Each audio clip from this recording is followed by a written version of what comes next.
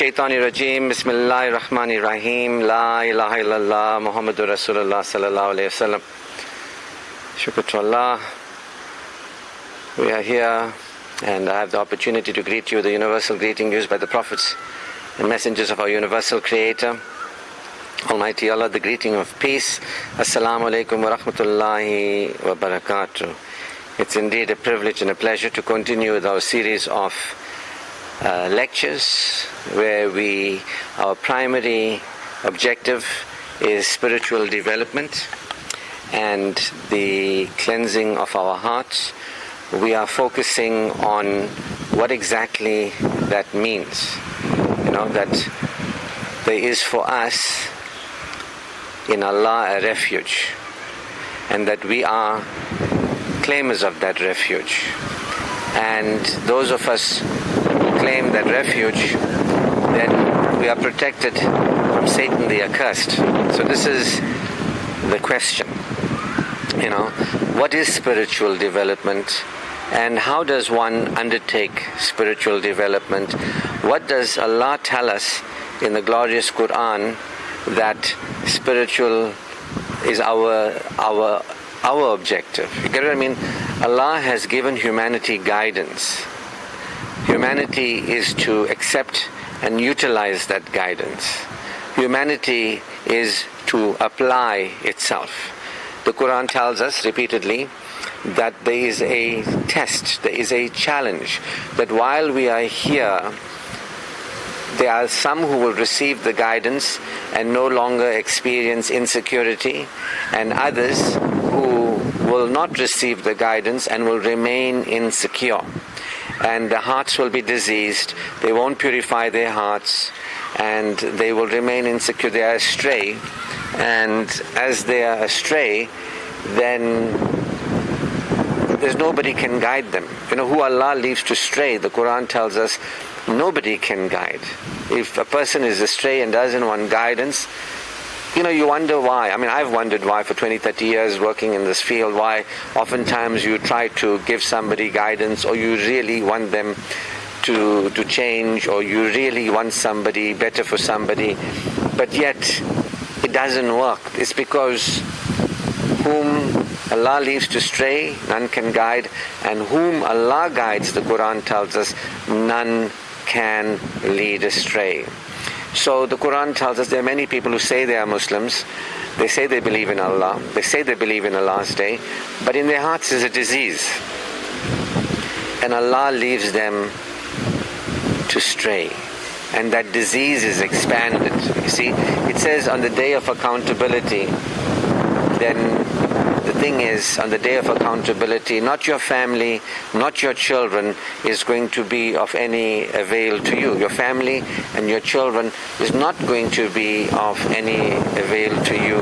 It's only those who bring to Allah a purified heart. So there's a strong emphasis in the Quran that this world was created, death and life was created, that we may see who is inclining to Allah, who is inclining to guidance. You get what I mean? You can live in this world and you can be among the masses who have no clue what guidance is and who are unreceptive to the guidance, and thus then remain diseased in heart.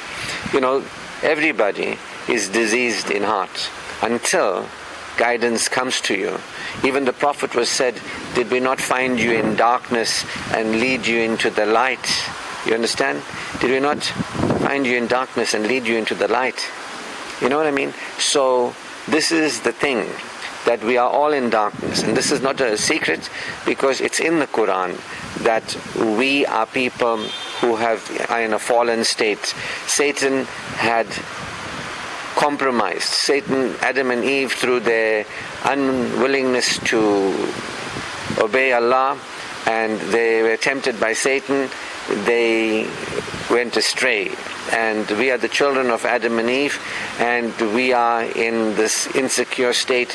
Allah said to Adam and Eve that there you and your children will be until guidance comes to you. And when guidance comes to you, those who receive the guidance will no longer be insecure. I trust I've made this point clear, that all of us, including me and others, are challenged. All of us are challenged. All of us are going to have this challenge to see if we are going to heed the guidance and incline to purifying our hearts. If you live your life without the ambition of purifying your heart, if you haven't consciously chosen to say, Allah, I don't know what it means to purify my heart, guide me to purify my heart, or I'm willing to learn what purifying my heart is, I'm willing to overcome any darkness that I am lost in. And so Allah tells us that Satan is an enemy avowed, that Satan is the whisperer. The last 2 chapters of the Quran end with the idea that we claim refuge in Allah from Satan the accursed, who whispers into the hearts and minds of people. Satan whispers into the hearts and minds of people and jinn as well, and that the darkness overspreads across the land from within the people, and there are people who are jealous, and there are people who are practicing dark arts, and this is all the work of shaitan. This is the work of insecurity. This is the human being that is unsubmitted. This is the human being that remains arrogant. You get what I mean? This is not the human being that is interested in humbling themselves. I have said it before and I'll say it again. Nobody has to teach people to steal, to cheat, to rob, to gossip, to backbite, to hurt each other, to get angry. Nobody has to teach people to be evil. You get what I mean? That people know very good. That's because shaitan is being worshipped. Whether they believe in shaitan or not, they're worshipping shaitan, all of us, until we worship Allah. You understand? This is the importance of what we are talking about here, that the default setting, the people have a default setting, and that default setting is insecurity. That default setting is negative propensities. That default setting is being lost in a negative trajectory. You see, nobody has to teach people to get angry and get upset and be vindictive and vicious and be jealous and all the other emotional blocks. Nobody has to teach anybody to procrastinate. Nobody has to teach anybody to have anxiety and fear. Nobody has to teach people to worry. Nobody has to teach anybody that. But we are to learn to overcome these kind of insecure experiences and go beyond them. And Satan is the enemy avowed, and we are to claim refuge with Allah from Satan the accursed. You know what I mean? So people don't even know. People think it's just read it and you'll be okay. Just read it. Our community, just read. You don't know what you're reading. You don't know why you're reading it. There's no purpose. You just want to get sawab. You just want to go to heaven. You want to get to hell.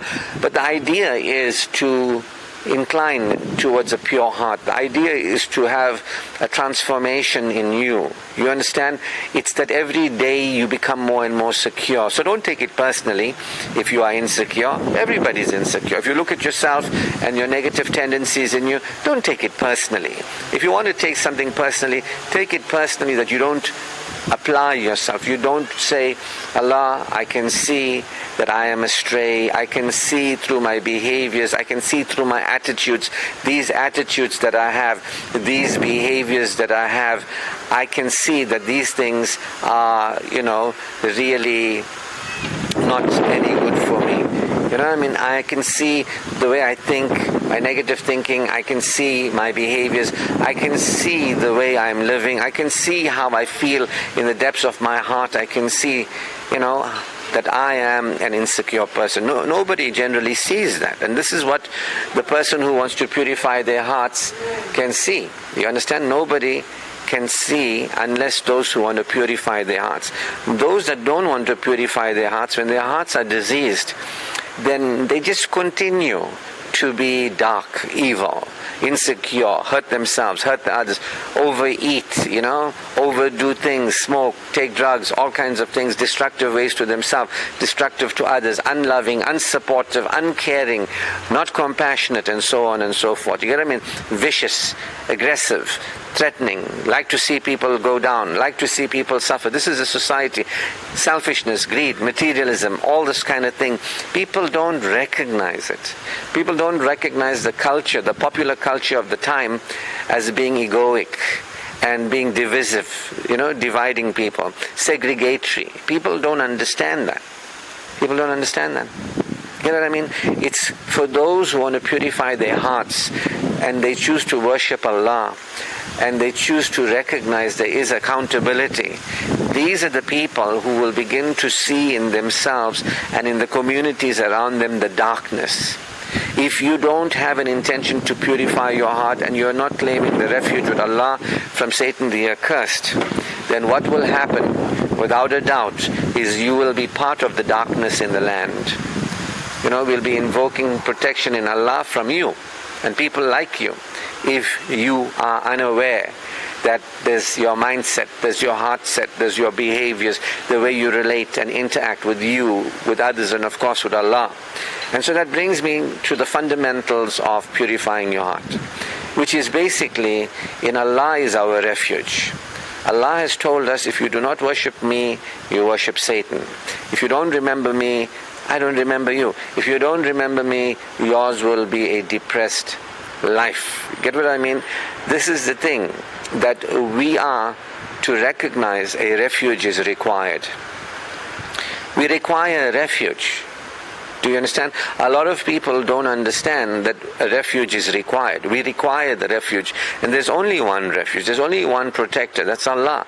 Allah is our refuge. You've got to take refuge with Allah. A'udhu billahi minash shaitanir rajim. Is a'udhu. I claim the refuge. A lot of people think it's I seek the refuge. It's a very big difference. A'udhu is isti'ahada, and you get a'udhu and istighfar, isti'ahada. So there is istighfar, you see. I seek the forgiveness of Allah. I seek the forgiveness of Allah. But a'udhu and isti'ahada are two different things. So we are, those who are conscious and have claimed the refuge with Allah, they can seek the refuge of Allah in the sense of His protection from sins, His forgiveness. When we claim the refuge with Allah, then we are actually aware of Allah, and it's a shield of taqwa, a shield of iman, that then this is the thing that people won't really be aware of Allah. This is why we say A'udhu billahi minash shaitanir rajim. Then we say Bismillahir Rahmanir Rahim.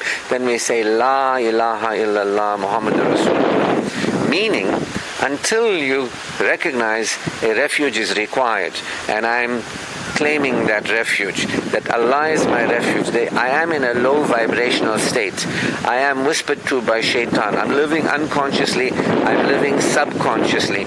Until we recognize we're living unconsciously and we're living subconsciously, that there is for us to become aware, there is for us to become conscious, and we start by becoming conscious that there is a refuge required. That refuge is with Allah, and then from that refuge we can say Bismillah. I begin with the awareness of the wonderful nature of Allah. The name of Allah is the nature of Allah. Ar-Rahman, Ar-Rahim, the benevolent, the merciful, the all-gracious, the forgiving. You understand? The giving, the forgiving. So you can't get into Bismillah, really speaking, if you're worshipping Satan. You have to become aware that worshipping Satan is the enemy. Satan is the enemy, and you got to worship Allah. Worshipping Satan is the error.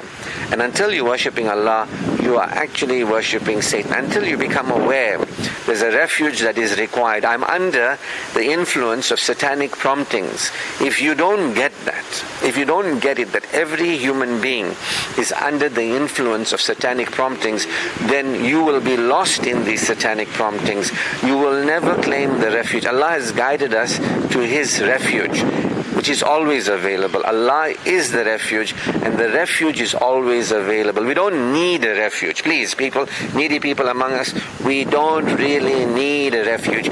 Allah is the refuge. We have a refuge, and Allah is the refuge. We have Allah. Remember, needy people don't know that we have Allah. that Allah is sufficient for us. So we have the guidance of Allah. There's nothing to act all needy about. There's nothing to act like you got lack of something. You have Allah who created you. You have life because of Allah. You have a quality of life because of Allah.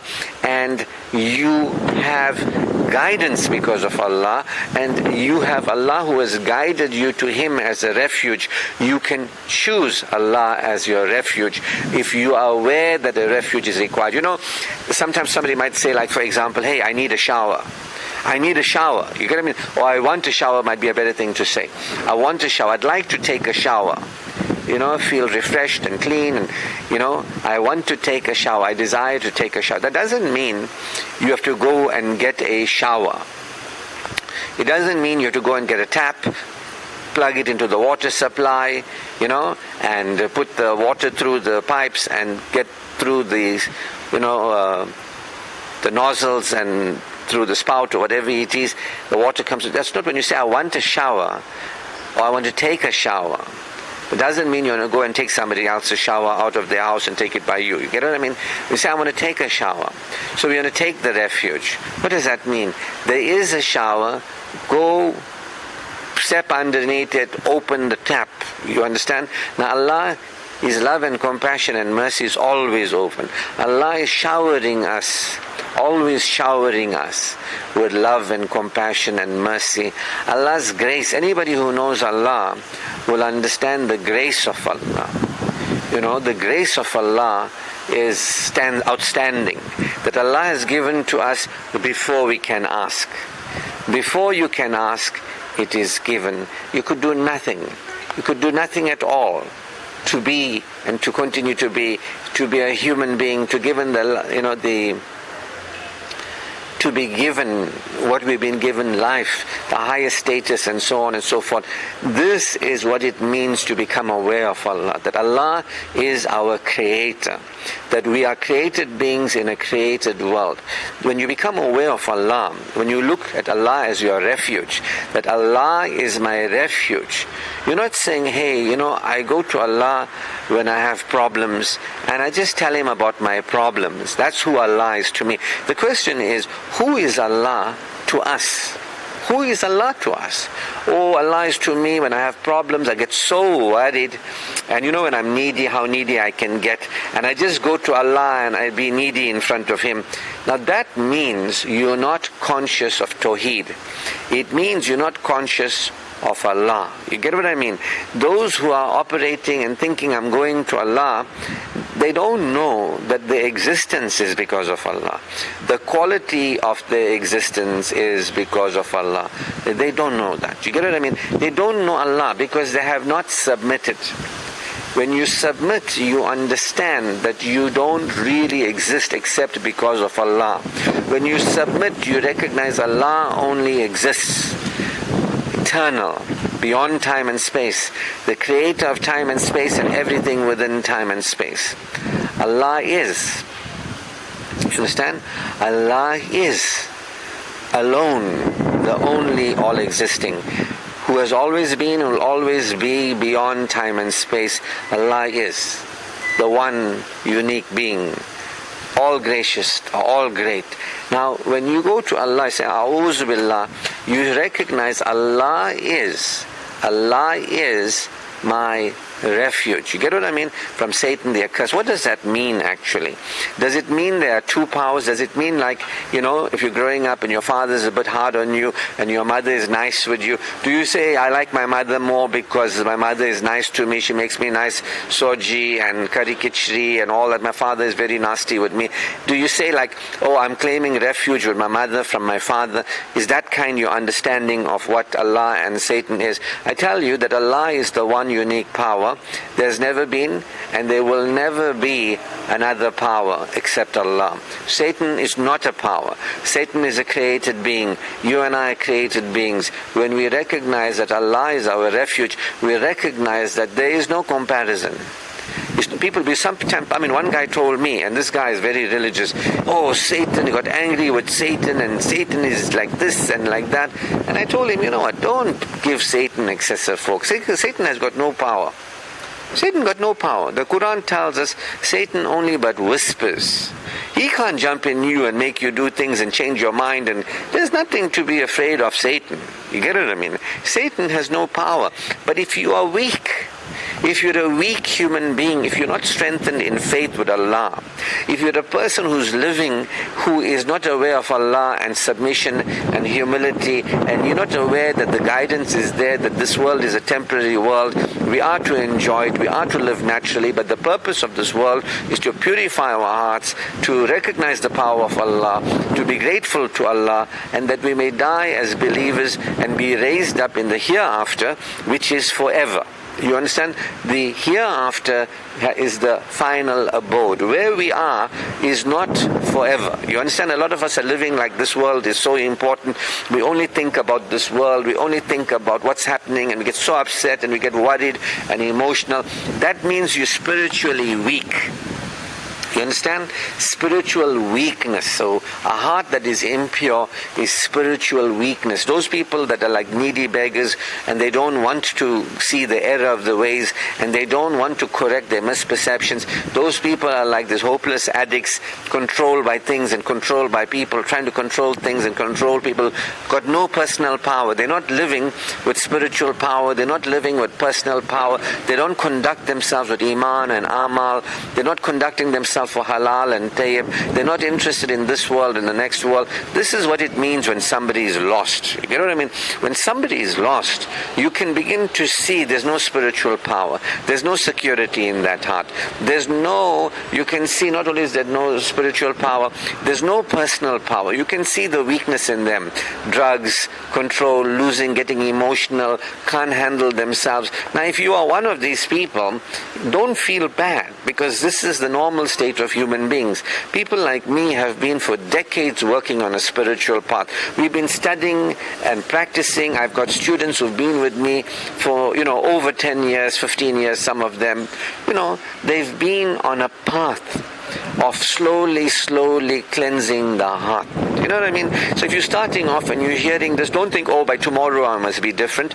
Recognize I'm in error, and humble yourself, and be remorseful, and be repentant. What does it mean to be repentant? A lot of people don't know what it means to be repentant. There's needy people who act like, forgive us, forgive us, forgive us, forgive us. But they don't know to repent means to have a change of heart. To repent says, I see the error of my ways and I'm very sorry. I no longer want to continue like this. I am like this, but I don't want to continue to be like this. In my heart there's an intention to be another way. I want to be another way. You see, a truly remorseful and repentant person, this is what it means to ask Allah for forgiveness. But again, spiritually impoverished people, they know nothing about Allah really. They might know a lot of ideas in their head. People have filled up their heads with ideas, but they don't really know the truth about Allah, and they don't really know spiritual power and spiritual strength. And you can see them living in fear, anxiety, worry, their behaviors, how they carry on in life, and so on and so forth. You can see, how it is in the society. But, the Quran tells us there are those we can try to tell them, and we give them the invitation, but deaf, dumb and blind they are. They are hearts that will never behold, their eyes will never see, they're closed. Their ears don't want to hear. Satan is who they worship. You know what I mean? It's only people who are sincere that can really, the sincere people who can really hear, they can really say, you're right, Ashraf. I think you're right. I think all of us are in darkness. And until guidance comes to us, I thought guidance came to me, but actually what happened was a madrasa education when I was a child. I became literate, madrasa literate, but not as an adult. I'm not as an adult really, as an adult really into, spirituality. I don't know. I'm just to say, talk like this, dress like that, act like that, read this so many times. But spiritual empowerment, I don't know what that is. If you realize that there is a message of the Quran, and it is guidance for humanity, and it is the challenge of claiming the refuge with Allah. It is the challenge of claiming the refuge with Allah. You understand? And if you really say, Allah, I choose to be humble before you. I don't know what that is, but I really want to be humble. Allah, I choose to be in acknowledgement of your greatness. Allah, I choose to be in acknowledgement of your graciousness. Allah, I choose to accept Tawheed, that there is only you, everything else is created, nothing and nobody, including Satan, has any real power. You are the one power. In this truth I am protected. In Haqq I am protected. You get what I mean? Otherwise, you'll follow in Adam and Eve's footsteps with Satan. Shall I show you a world, shall I show you immortality and a world that will not perish? That's what Satan said to Adam, tricked him. I'll show you a world of immortality and a world that will not perish. Next thing, Adam and Eve are in their minds, thinking they know, forgetting about Allah, experiencing insecurity, feeling very insecure. That's where we are now, coming from that insecurity. And our path is from insecurity to security. And Allah, in the remembrance of Allah, do hearts experience security. Verily, only in the remembrance of Allah do hearts experience security. So, we are to take the shower with Allah. You get what I mean? We are to take the refuge. Allah is the refuge. Don't act like you need one. You have Allah. You don't need an Allah. You have Allah. There's always been Allah. It's your creator. Wake up and realize you don't need Allah. There is an Allah. And Allah created you, has created you, gave you life in this world to your death and beyond. Allah has given you humanity, status and standing. You are given. Satan doesn't want you to see that. Satan thinks this world, I'm real, this world is real. In the meantime, you are made up, and the world is made up. And there's a creator beyond this world that we can acknowledge and have belief, yaqeen, a fact that we can say. The Quran says, how can you say you don't believe when you are not and here you are? I mean, think about it. Your bodies, look at your hand. It started off as sperm and egg cell, dividing, meiosis, mitosis. It was just cells. Through the intelligence that Allah has programmed this world with, hands and feet and brains and everything has come. The same brain you'll use to think stupid things. You get what I mean? Human beings, they don't realize the brain that I'm using to think is not mine. And my own thinking is satanic. I must submit. Instead of, before I say what I think, I must remind myself there's only Allah. I have a sense of I, but there is no I. Allah is the only I. If there ever was an I, Allah has the right to say I. But we don't exist. So we can say we have a sense of self. Like you have a hand, you have a sense of self. There is no I. When we humble and we realize that Allah created us, we were not, and we came into being, so there's no Allah and us. This is Tawheed. And we can be humble. We didn't create us, we didn't create the body, we didn't create this world, yet we are gifted, yet we have endowments. We can start seeing that, yet we are distinguished from animals, we can enjoy ourselves, enjoy our lives. Allah has given us speech, Allah has given us a reason, Allah has given us imagination, Allah has given us the power to invoke Him, Allah has given us potentials and possibilities. We start realizing who Allah is, the greatness. And we humble ourselves. And who Allah is, the graciousness. And we are appreciative. See, we feel secure and we know that we are designed for satisfaction, and this world supports satisfaction not because of us but because of Allah. The love of Allah upon us is not because of us. Allah created us and gave us the favors of humanity, distinguished from other life forms. What we can do the animals can't do. What we can experience the animals can't experience. What we live in this world through death and beyond, the animals will never. We are distinguished, but I know most human beings don't know, and they don't operate from a human excellence. But this is the challenge of spirituality. Authentic spirituality is to demonstrate human excellence, is to be the human being you were created to be. And you are accountable, and so am I. We're all accountable whether we be that human being that we were created to be or not. Or we will live not taking our place as the human beings that Allah created us to be. To be aware of His spiritual power, to be aware of the power He gave us to apply ourselves in our life and live with Iman and Amal, to live with beingness, conduct, focus on being. We are the only creation on earth that can embody the essences of Allah in terms we can experience being loving, compassionate, merciful, kind, supportive, secure, and so on, creative. That's all for us to be. But many human beings, not many, the overwhelming majority of human beings are not functioning from that level of beingness, of being godly. And so a lot of human beings are living and they will die, sadly, without having purified their heart, sadly, without becoming aware of Allah's loving nature, gracious nature. I was saying that many human beings will never know and experience Allah's wonderful attributes. They will never get to Bismillahir Rahmanir Rahim, the wonderful. I begin with the awareness of the wonderful nature of Allah.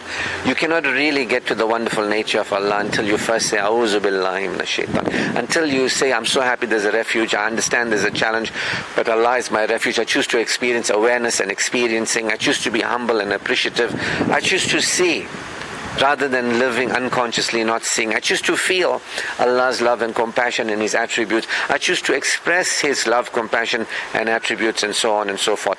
You get what I'm saying? So, shukr to Allah who has given us guidance, those of us who are open to guidance, those of us who can hear this call, and we are called to be better human beings, that we were created to live, and if we do that, then in this world we will be satisfied and fulfilled, and so will we through our death and beyond in the hereafter. Allah will raise us with love and light, and we'll be given light in the hereafter, and we will have no issue with accountability. Shukr to Allah. All praise, glory and thanks is due to Allah Almighty. His choicest blessings upon our beloved Prophet Muhammad sallallahu alaihi wasallam. Assalamu alaikum wa rahmatullahi wa barakatuh.